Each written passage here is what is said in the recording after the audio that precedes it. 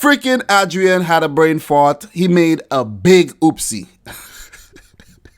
What's up, guys? Welcome back to the channel. It's your boy Dominic Rich. If you're new around here, consider caressing that subscribe button. The road to 30k is in full effect, and if you love football, I make a lot of that type of content around here. In today's video, I like to review the Southampton versus Liverpool match, in which Liverpool scraped past Southampton 2-1. This was a tricky fixture for Liverpool as they played their third game in 8 days. They played the opening fixture against Norwich. They were a bit subpar and they still won the game. They played the Super Cup midweek against Chelsea, which they won on penalties, and the game went to 120 minutes. And then 3 days later, they are facing Southampton on the road. So congratulations and hats off to the Reds for pulling off another victory without being overly impressive. But that's the reason why squad depth is so important. And you know how Liverpool got such good squad depth? They bought most of their players from Southampton. Sadio Mane, Virgil van Dijk, Adam Lallana, Dejan Lovren, Nathaniel Klein, and Alex Oxlade-Chamberlain once played for Southampton. Danny Ings, the former Liverpool striker, now donned the colours of Southampton, and he even scored on the day. After the embarrassing match they won lost to Burnley, Hasenhuttl even cancelled their day off because this was a very crucial fixture,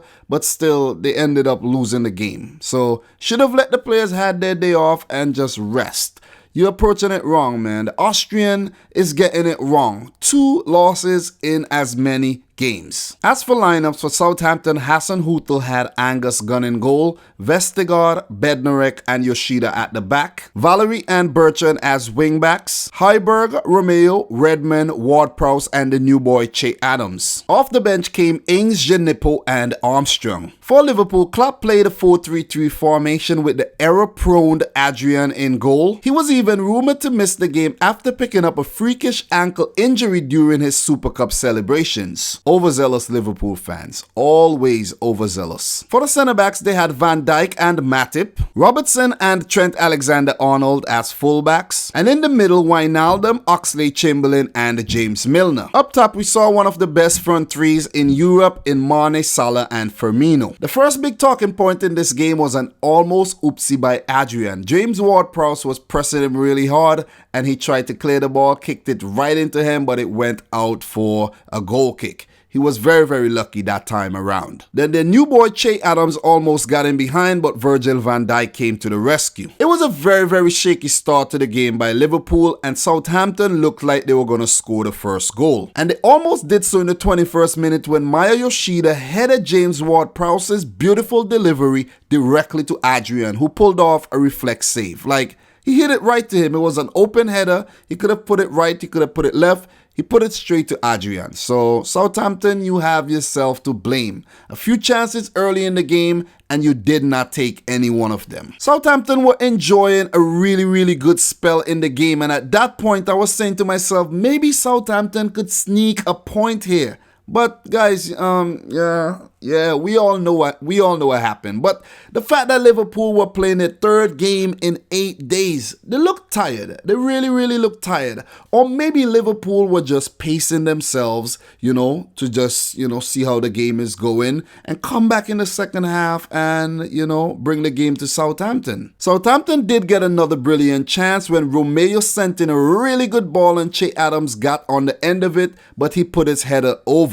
And at that point I was saying, listen man, Southampton is teasing to score a goal here. Liverpool definitely got to be careful here or they're going to go behind and they could end up dropping points in the game. And as soon as I said that, Sadio Mane scored. He was teed up nicely by James Milner. He opened up his body and it was like deja vu from the Super Cup. That goal was such a brilliant goal and I love his new celebration. I don't think I've seen him doing this in the previous seasons. He just, whoa, like a matador. It's just awesome, man. Sadio Mane is a classy player, and I think Sadio Mane could be in that world-class conversation, The way he's scoring these goals, he's being clinical, and he is just proving his haters wrong. Man, Sadio Mane, you are Sadio Mane is world class. I'm going to say that right now. So just when I thought Southampton was actually playing well and they were in this game and they could actually take points from Liverpool, the Senegalese boogeyman struck again and picked up his first goal against his former team. At the end of the first half, Liverpool led 1-0, and despite not playing at full potential, they still showed that they are better than these smaller teams. Southampton, they just simply lacked the killer instinct. Liverpool started the second half very brightly, and Sadio Mane was in the thick of things again when he set up Mohamed Salah, who got in behind the Southampton defense,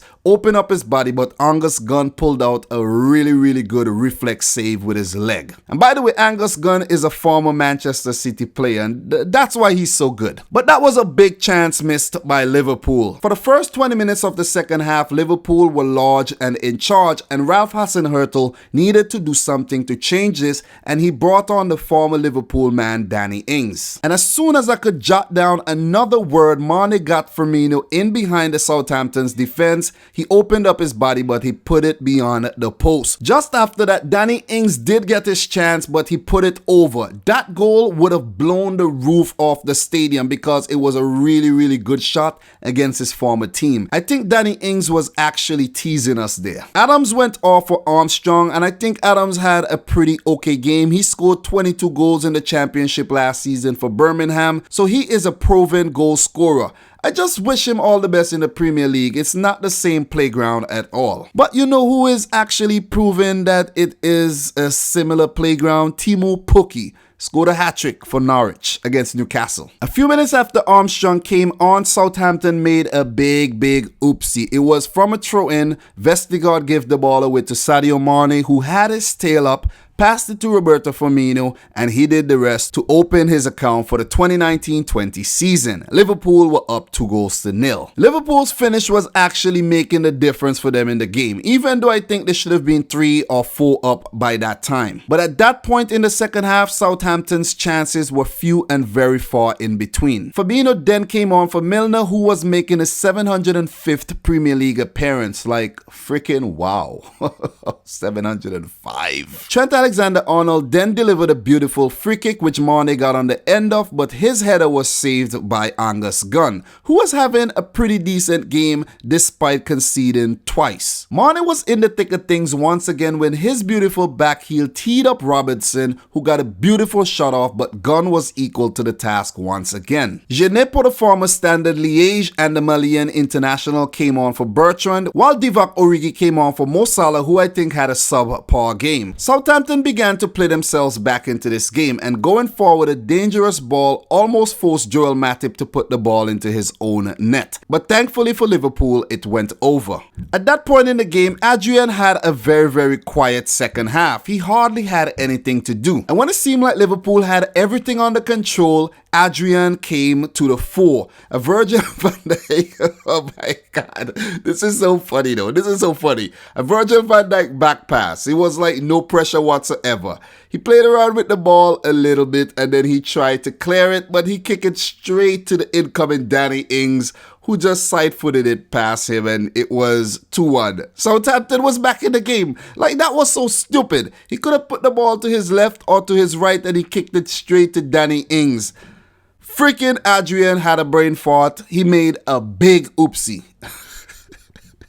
So at that point in time in the game, Southampton was sniffing a point, and they made an attack down the right. Jan Valery had a really good cross in, and Danny Ings, man, Danny Ings, what are you doing? You had the chance to be the hero.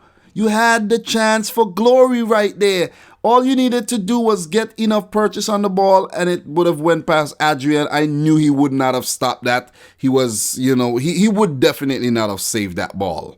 Definitely. Or maybe, who knows, he may have saved it, to hit the crossbar, come down, hit him in his head and go back in the goal. But you would have scored.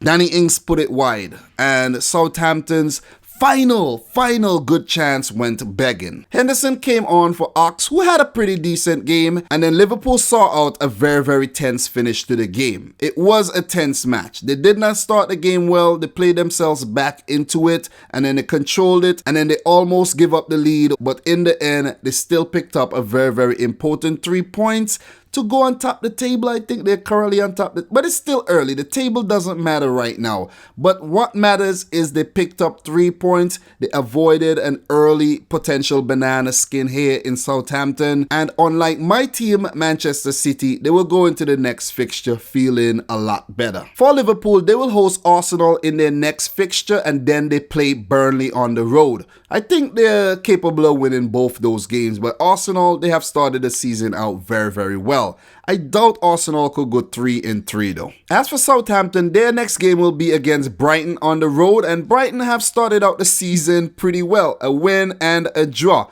And then they play Fulham in the second round of the League Cup. Well, good luck, Hassan Hutel.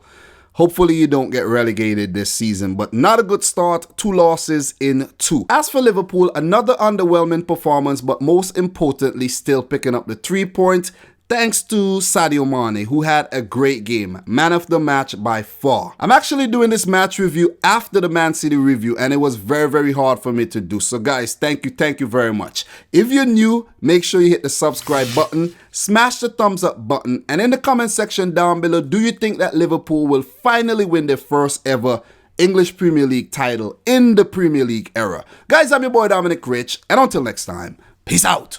Rich Squad.